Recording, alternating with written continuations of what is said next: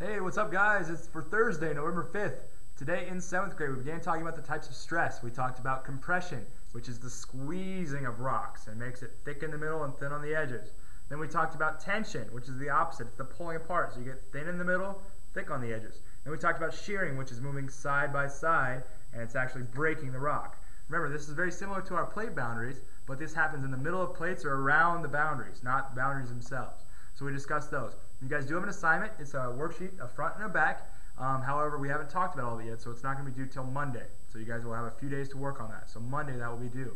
8th grade, kind of similar. 8th grade, we began talking about types of waves today and parts of the waves. We talked about the crest, which is the very top part of the wave.